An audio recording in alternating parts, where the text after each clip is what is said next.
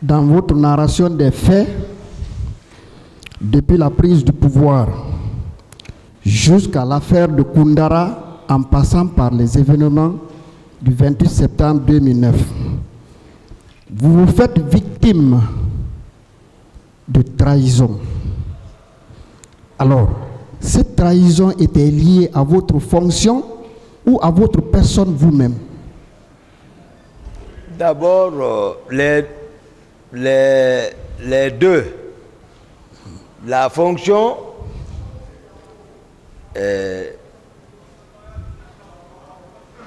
par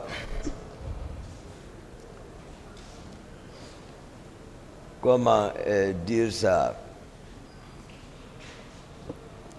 C'est-à-dire par conflit de compétences à la présidence. Souvenez-vous, les gens, tous ceux-ci sont anciens par rapport à moi dans l'armée. C'est nos anciens. Je suis recruté en 2002. À la prise du pouvoir, j'étais sergent. Mais, oubliant que je suis de profession médecin, je devais monter en grade lieutenant, état universitaire. C'est à la prise du pouvoir que je suis lieutenant plein, devant et tout. Et on me voit aide de camp. Il y a eu d'abord la jalousie. Après, ils ont fait comprendre, c'est-à-dire comme si j'étais un danger. Ils ont commencé. Le président n'aime pas ça. Un président, tout président n'aime pas que, c'est-à-dire, on vient le dire, tel peut te faire ça. Non, là, il est très sensible à ça. Donc, ça, c'est venu là-bas. Conflit de compétences, tout. Ils ont commencé à une chose. Après, c'est venu se greffer l'affaire du 28 septembre. Là. Ah, maintenant, nous, en tout cas, on ne doit pas perdre notre pouvoir. Il faut sacrifier quelqu'un. Donc, il faut conceptionner tout. Toumba tel qu'on le voit, les gens ne connaissent pas. Pourquoi j'ai lu le Coran? Pourquoi j'ai défini mes fonctions? L'équité qu'ils m'ont collé, c'est juste faire savoir. J'ai dit que c'est pas cet homme. Cet homme, tel qu'on l'a présenté, a connu une éducation de base. Parce qu'à l'époque, pour apprendre le Coran, il faut être soumis aux autorités des parents. Pour faire la médecine, il faut abandonner tout pour faire la médecine. C'est pas facile de soigner ma face devant le peuple par rapport à ce qu'ils m'ont fait subir. C'est pas pour venir faire une comparaison, sinon il y en a qui peuvent avaler le Coran. J'ai dit, il faut que le peuple sache tout ce qu'ils ont dit sur moi, franchement, c'est pas ça. C'est un peu difficile. D'accord.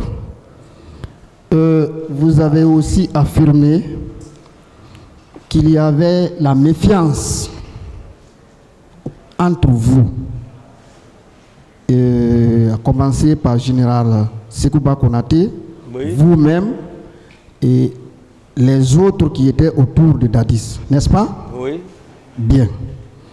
Et que cette méfiance vous a traduit à être en défensive. Vous avez toujours dit l'expression. Oui. Alors, le contenu de défensive, ça veut dire quoi? Qu'est-ce que ça signifie? Défensive. On est resté toujours en défensive. C'est-à-dire, oui, défensive, c'est que tu ne vas pas vers la personne. Tu as fini de comprendre son plan. C'est-à-dire, donc toi aussi, tu restes en défensive, tu l'attends. Tant qu'il ne vient pas en toi, pour matérialiser maintenant son intention, tu ne vas pas réagir. Je vous ai dit, Marcel, une fois m'a barré en disant, en intimant mon chauffeur de quitter dans le cortège de garer à côté. J'ai dit, ce jour où j'ai dit au chauffeur, marche sur lui. Après, il est venu à rentrer sur le président pour me saluer. Je lui ai dit, si tu me salues, je casse ton bras, ne me salue plus.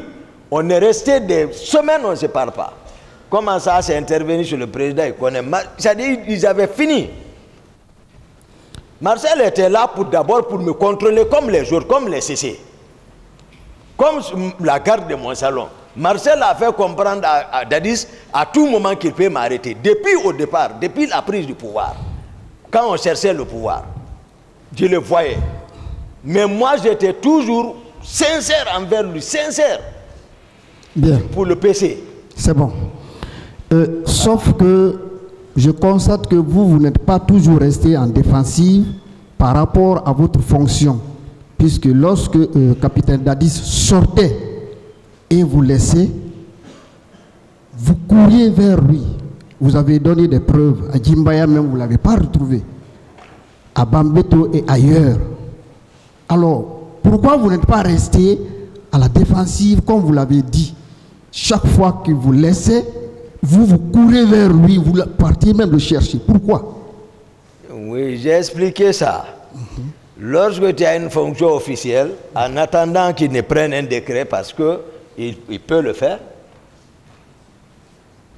c'est un jeu que chacun observe, mais quand il sort, il est plusieurs fois sorti, sans me dire. Néanmoins, je prenais la peine d'aller le chercher. Et souvent, je le retrouvais. Dès que je m'annonçais la personne qui est à ma place, je prenais place. C'est tout ça, voilà, je sais. Donc, ce qui constituait pour vous une offensive, ce n'est plus une défensive, non, parce que vous partiez vers. Non, ça c'est un terme civil, ça, c'est que vous dites ça. Bien. Vous ne parlez pas militairement là. Bien. Mais la fonction est là. Je vous remercie pour ça. Alors, voilà que vous n'êtes pas resté toujours à la défensive. Ce jour du 28 septembre, vous êtes aussi allé à la défensive, à sa recherche, jusqu'à aller au stade. La question est de savoir. D'accord. Ce jour a commencé par la porte de l'université, là où Marcel est venu vous trouver avec ses hommes. Jusqu'à l'intérieur du stade, il y a des armes alors qui crépitaient, n'est-ce pas? Bien. Quel type d'armes qui ont été utilisées au stade? Puisque vous connaissez, à travers même le son, vous savez que ça c'est tel type d'arme, ça c'est tel type d'arme. Je vous ai dit, c'est l'arme individuelle PMAK. Ce sont les armes qui ont été sorties du magasin? Je ne sais pas, je ne peux pas dire ça. Moi, j'ai dit tout ce que... Moi, je ne vais pas mentir.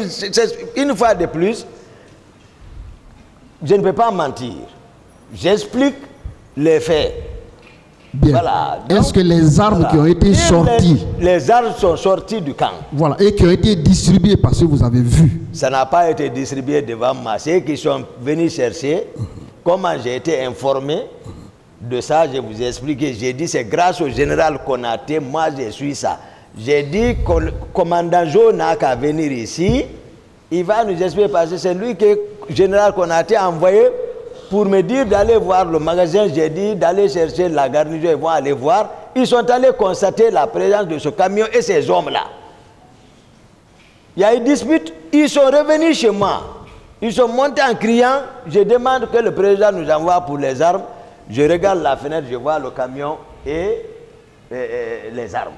J'ai dit à Jo, va informer le général, c'est le président qui les a envoyés. C'était tout. Maintenant, où sont partis les armes?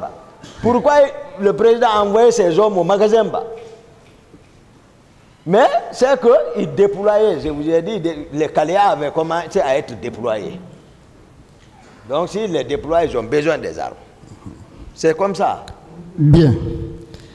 La tentative d'assassinat de capitaine Moussa Dadis Camara au camp Koundara par vous, l'assassinat de M. Makambo sur les mêmes lieux, ne sont-ils pas le résultat du fait que on veut vous porter vous seul ce que vous avez fait vous tous? Voilà. Est-ce que ce n'est pas cela? Voilà. On va définir d'abord les concepts. Tentative et légitime défense. C'est très important. Parce que j'ai parlé ici c'est-à-dire mon calendrier du jour, c'est-à-dire mon carnet du jour. J'ai laissé le président à la présidence et il n'y avait pas de mouvement ce jour, donc, comme d'habitude, donc je suis sorti. Il y a une famille qui avait prévu la lecture du Saint-Coran pour moi à sans fil. Vous êtes déjà revenu sur tout ça. Ma question, elle est simple. D'accord. Est-ce que ce n'est pas parce que il voulait vous porter la charge, vous seul, alors que les faits relevant des événements du 28 septembre étaient des faits que vous tous, vous avez organisés et exécutés? Sauf moi. Ça, c'est un d'abord. D'ailleurs, il y a des choses. Monsieur le Président, si vous me permettez, Yandé. Je ne rentre pas dans les détails. D'accord. Voilà. Maintenant, il a dit il faut qu'il sache que ce n'est pas une tentative d'assassinat. C'est une attaque injustifiée, réponse proportionnelle. Donc ça, c'est un. Deuxièmement, ce que vous dites est vrai. Il faut obligatoirement venir chercher Toumba. En connaissant Toumba, il n'allait pas se laisser faire comme ça. Et on va le tuer, dire au peuple, à la partie civile, que celui qui était coupable, on est parti l'arrêter, mais il est mort. Mais dire également que ce que nous tous nous avons organisé, accepter mes explications, je ne fais pas partie. D'accord.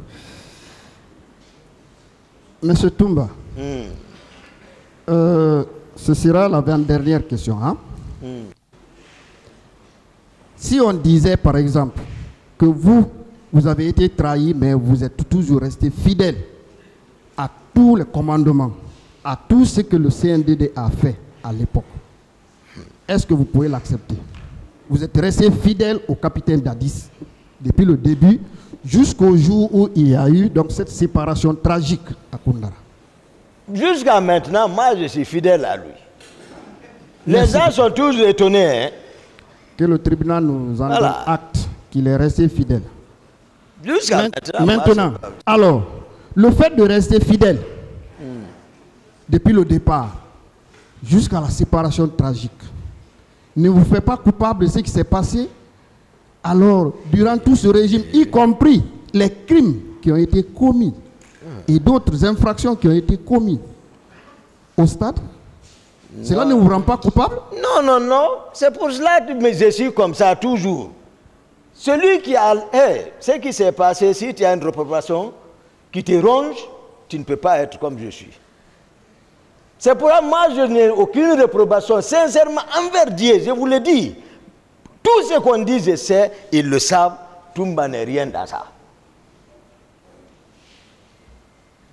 Le président vous a dit. Une simple demande de mutation pour quitter ce milieu qui était, selon vous, pollué, vous aurez lavé de cette situation? Mité. J'ai dit une demande au capitaine Dadis, simplement pour que vous soyez mité ailleurs et quitter ce milieu pollué, ne vous rendrez pas là où vous êtes là? Oui. Mais pourquoi vous ne l'avez pas fait? Oui, c'était dans mon programme. C'est-à-dire, j'attendais le moment. Moi, je préférais aller étudier. C'est ce que j'attendais. Mais toujours, il me faisait comprendre, tel qu'était le pouvoir n'était pas encore assis. Le pouvoir encore n'était pas consolidé, c'est ça. Donc, toujours, il avait besoin de moi. C'est ce qu'il faisait comprendre. Sinon, moi, c'était comment aller encore